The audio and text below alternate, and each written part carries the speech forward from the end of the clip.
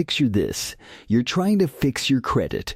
You've got a card with a $5,000 limit. You use about $2,000 during the month, and you already have the money sitting in your bank account. The bill shows up. You pay the full balance. No interest, no late fee, no missed payment. You did everything a responsible person is supposed to do. Then, a few days later, your credit score drops.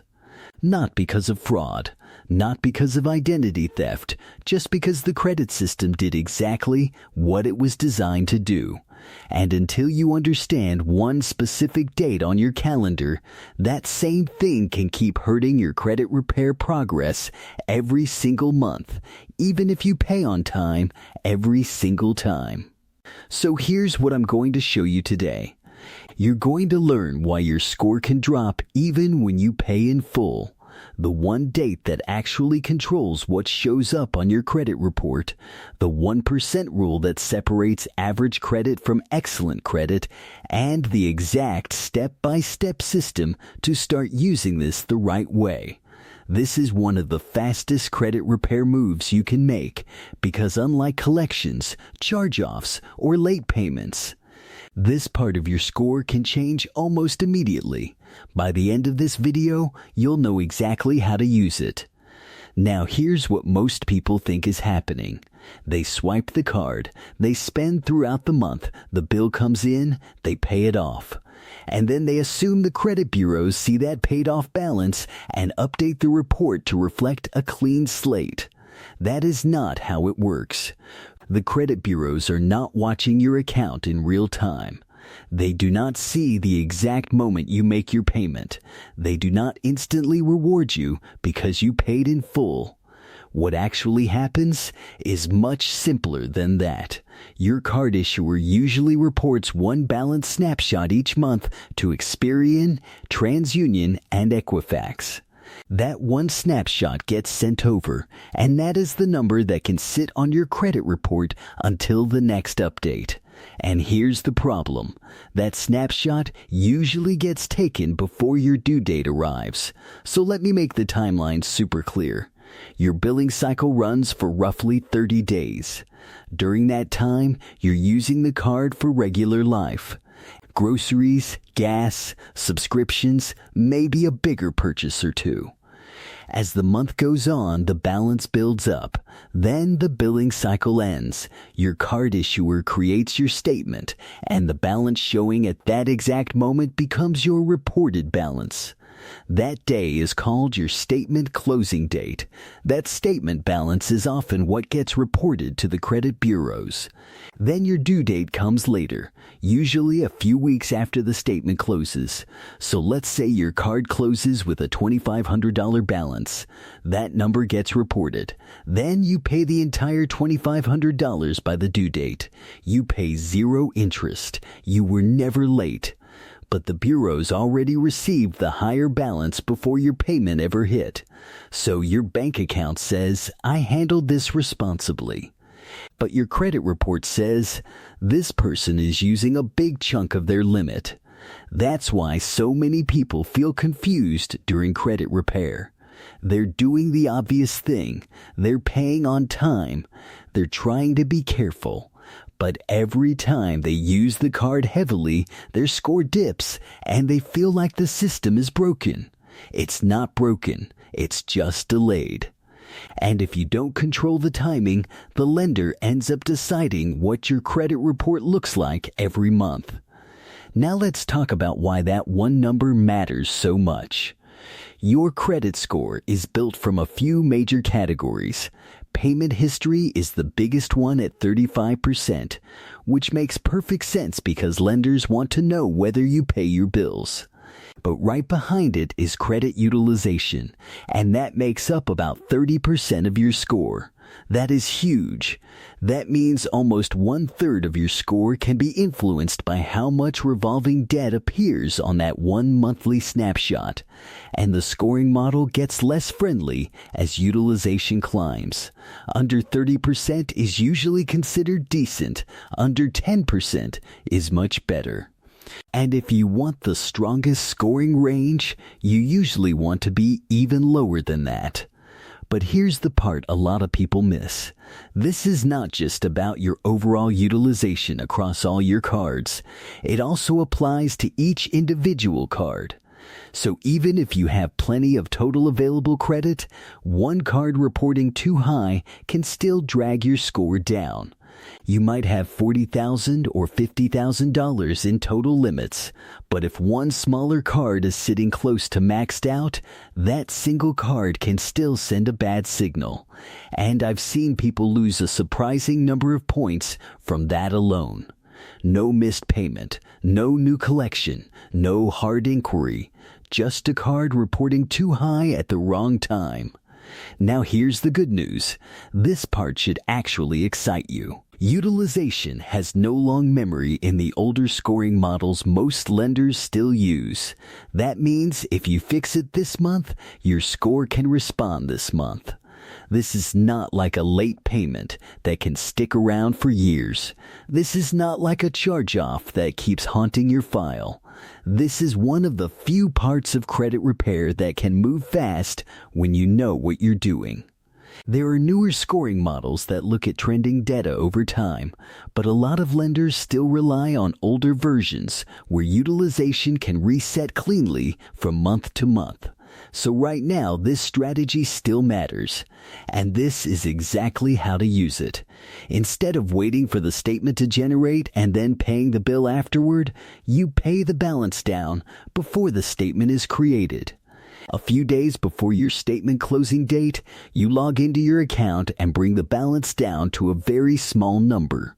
Then when the closing date hits, the issuer captures that lower amount. That lower balance is what gets reported to Experian, TransUnion, and Equifax, and that lower number is what shapes your utilization for the month. Let me show you how this works in real life. Say your statement closes on the 15th. On the 11th, your balance is sitting at $2,000 on a $5,000 limit. That's 40% utilization. If you do nothing, that higher number may be what gets reported.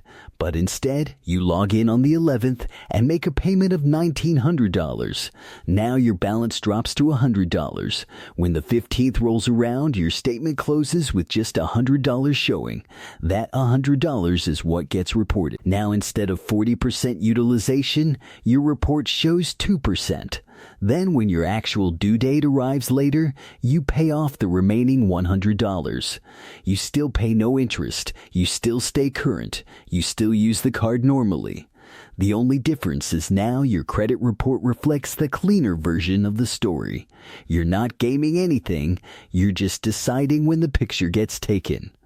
Instead of letting the lender snap the photo when your balance is at its highest, you clean it up first. Now, once people learn that, they usually make a second mistake. They think, well, if low utilization is good, zero must be perfect. Not exactly. Reporting zero on every single card every single month is not always the strongest scoring setup. The credit scoring system likes to see that you can use credit responsibly. If every card reports zero all the time, it can look like there's no active revolving usage to evaluate. That's why people with the best scores usually don't report zero across everything.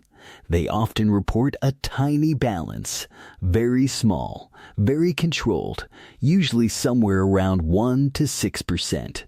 And that's where the 1% rule comes in. If you have multiple cards, the strongest setup is often to let all but one report zero, and let one card report a tiny balance.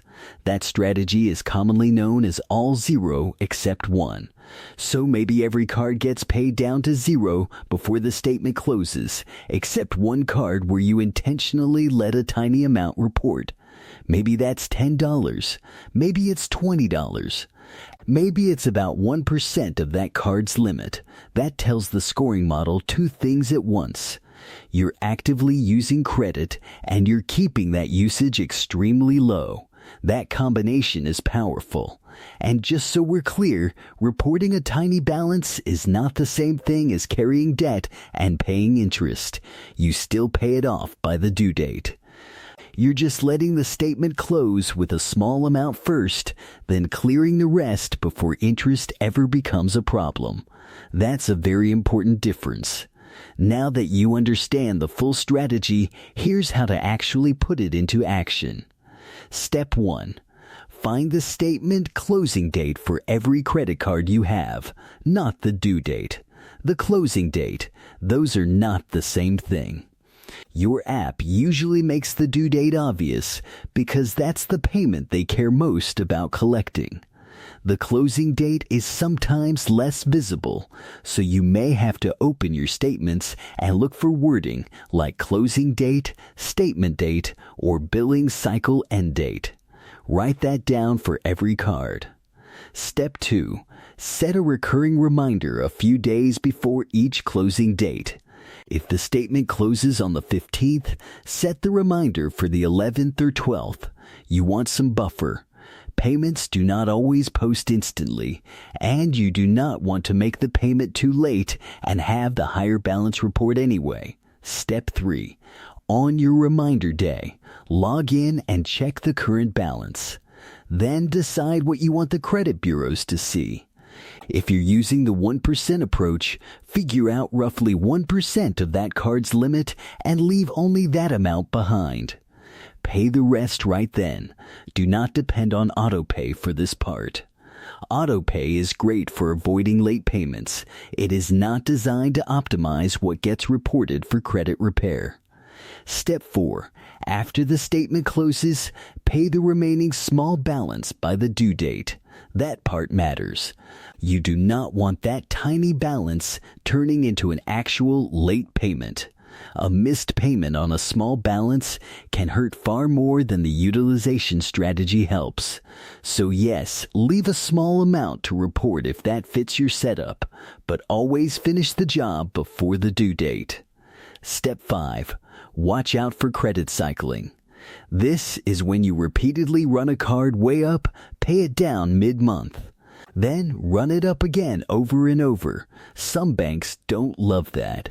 If you are constantly pushing a low-limit card too hard, the better solution may be to ask for a credit limit increase or move more spending onto cards with more available room. A higher limit can make utilization easier to manage naturally. So the system is simple. Find the closing date, set the reminder, pay the balance down early. Let one small balance report if you want the 1% strategy. Pay the rest by the due date, then repeat it every month. Now you've got the full picture. You know why your score can fall even when you pay on time. You know the date that controls what gets reported. You know how utilization really works, and you know the 1% rule that can help separate decent credit from excellent credit. But here's the part you also need to hear.